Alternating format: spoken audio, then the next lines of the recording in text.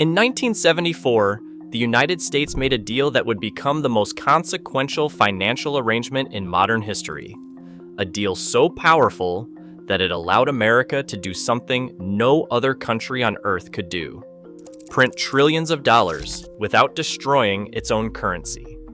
A deal so secret that the full details were not revealed to the public until 2016, when Bloomberg obtained them through a Freedom of Information Act request, 42 years after the handshake that changed everything.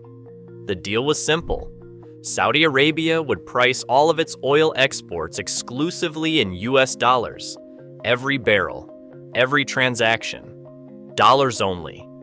In return, Saudi Arabia would take the profits from those oil sales and invest them back into US Treasury bonds, effectively lending America's own money back to it. And in exchange for both of those commitments, the United States would provide Saudi Arabia with advanced military equipment, training, and an ironclad security guarantee. Attack Saudi Arabia, and you attack America. That was the deal. And it did not just apply to Saudi Arabia. By 1975, every member of OPEC had agreed to the same terms.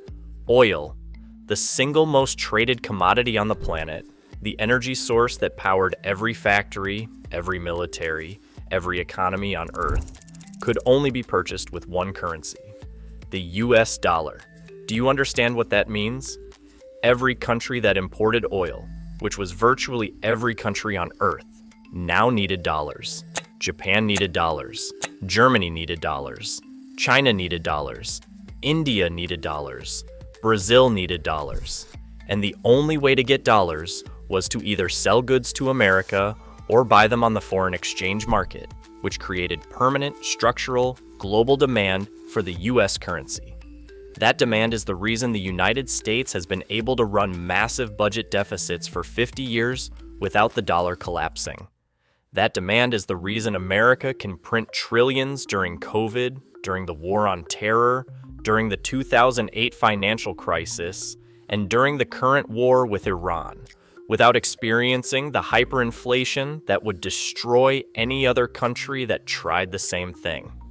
That demand is the reason your savings account pays 2% while inflation runs at 3.5% and currency debasement runs at 8%.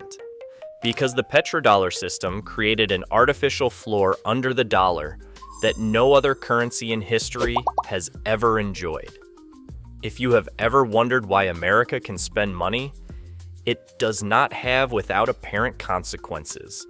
While countries like Argentina, Venezuela, and Lebanon collapse when they try the same thing, this is the answer: the petrodollar. The 50-year-old deal that forced the entire world to use America's currency whether they wanted to or not.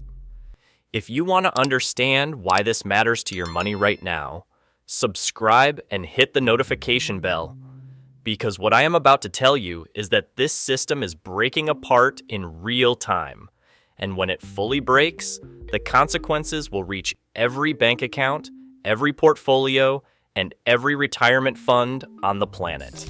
Let me show you the cracks. Crack number 1. Saudi Arabia, the country that made the original deal, the cornerstone of the entire petrodollar system, has joined BRICS, not as an observer, as a full member. BRICS now includes Brazil, Russia, India, China, South Africa, Saudi Arabia, the UAE, Iran, Egypt, Ethiopia, and Indonesia. That is 45% of the world's population and over 35% of global GDP. The entire bloc is actively building financial infrastructure designed to operate without the US dollar. This is not speculation. Saudi Arabia is participating in a project called Bridge, a cross-border payment platform developed with China and other BRICS nations that allows central banks to settle trade directly in their own digital currencies. No dollars required, no American banks involved, no SWIFT network. In March 2026 alone, Enbridge processed over $55 billion in transactions entirely outside the U.S. financial system. $55 billion in a single month, moving through a system America cannot see, cannot control, and cannot sanction. That is not a theoretical threat to dollar dominance. That is a functioning replacement already running at scale. Crack number 2. The Iran war has weaponized Hormuz against the dollar in a way nobody predicted. Iran is now charging yuan-denominated transit tolls for oil tankers passing through the Strait of Hormuz. Read that again. The most important oil choke point on the planet is now collecting fees in Chinese currency. Every tanker that pays in yuan instead of dollars is a tiny crack in the foundation of the petrodollar. Multiply that by thousands of tankers over months of conflict, and you have a structural shift happening under the surface of the war coverage. Crack number 3. The dollar's share of global foreign exchange reserves has been falling for 25 years. In 2001, 72% of all central bank reserves were held in dollars. By the end of 2024, that number had dropped to 57.8%. The pace is accelerating. Central banks around the world bought over 1,000 tons of gold in both 2023 and 2024, more than double the annual average from the previous decade. They are not buying gold because they think it is pretty. They are buying gold because they are quietly preparing for a world where the dollar is no longer the automatic safe haven. Crack number 4. Russia proved that you can survive being cut off from the dollar system. After the invasion of Ukraine, the United States froze Russia's dollar reserves, kicked Russian banks off SWIFT, and banned companies from doing business with Moscow. The intention was to bring Russia's economy to its knees. Instead, Russia kept selling oil to China, to India, in yuan, rupees, and gold. Russia's economy did not collapse. It adapted. And every country watching that adaptation learned the same lesson. If America can weaponize the dollar against Russia today, they can weaponize it against us tomorrow. The rational response is to reduce dollar dependence before you become the next target. And that is exactly what is happening, quietly, systematically, across dozens of countries simultaneously. If this is opening your eyes, hit the like button and share this video. This is not being covered on mainstream financial news. They are still telling you the dollar is invincible. The data says otherwise. Now here's the part that connects this directly to your money. The petrodollar system gave America a privilege that economists call exorbitant privilege. It meant the US government could borrow money at lower interest rates than any other country, because there was always global demand for treasuries. Foreign governments needed dollars for oil, and they parked those dollars in treasuries. That flood of foreign capital kept borrowing costs low, which allowed America to run bigger deficits, fund more wars, build more infrastructure, and maintain a standard of living that its productive economy alone could not support. If that demand disappears, even partially, the consequences cascade fast. Less demand for treasuries means higher interest rates.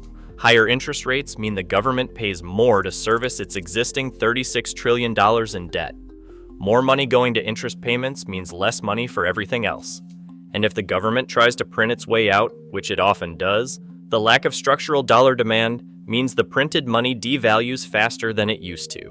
This is the scenario that has played out with every reserve currency in history. The Portuguese real, the Spanish silver dollar, the Dutch guilder, the British pound. Each one rose with the empire that controlled global trade. Each one fell when that control weakened. The average lifespan of a reserve currency is roughly 80 to 100 years. The dollar has held that status since 1944. That is 82 years. The question is not whether the dollar loses its reserve status. History says it will.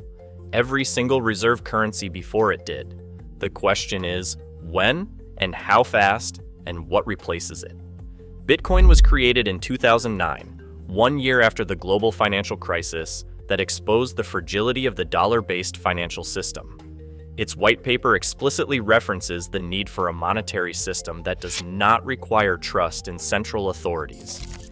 Its supply is fixed at 21 million coins. It cannot be printed, debased, sanctioned, or weaponized by any government. It settles transactions across borders without permission from any bank, any government, or any payment network. In a world where the petrodollar is weakening and countries are actively building alternatives to the dollar system, Bitcoin is the only monetary asset that does not belong to any country, cannot be controlled by any alliance, and does not require any political agreement to function. It is not Chinese. It is not American. It is not BRICS. It is not NATO. It is mathematical. And mathematics does not pick sides. The petrodollar forced the world to use America's currency. BRICS is building systems to escape it. Central banks are buying gold to hedge against it. Iran is charging yuan to replace it. And Bitcoin sits outside the entire debate, available to anyone with an internet connection, governed by code that no president, no central bank, and no military can alter. That does not mean Bitcoin replaces the dollar tomorrow. It does not mean the petrodollar dies this year. The dollar still sits on one side of 89% of all foreign exchange transactions. That kind of dominance does not disappear overnight. But dominance does not have to disappear for the consequences to be severe. A shift from 89% to 70% would be enough to raise US borrowing costs by hundreds of basis points. That alone would add hundreds of billions to annual interest payments on the national debt. That alone would force more printing. That alone would accelerate the debasement that is already running at 8% a year. The petrodollar was a cheat code. For 50 years, it let America play the financial game on easy mode. Print money without consequences. Run deficits without discipline. Fight wars without paying for them honestly. And the rest of the world had no choice but to accept it because they needed dollars to buy oil. They do not need dollars to buy oil anymore. Saudi Arabia accepts yuan. Russia accepts rupees. Iran charges yuan tolls through Hormuz. And a $55 billion payment system is running right now that America cannot even see. The cheat code is expiring. The question is not whether it expires. It is what you are holding when it does. If this changed how you think about the dollar, your savings, and the financial system, subscribe, hit like, and tell us in the comments. Did you know any of this before watching? We read every comment, and we will see you in the next one.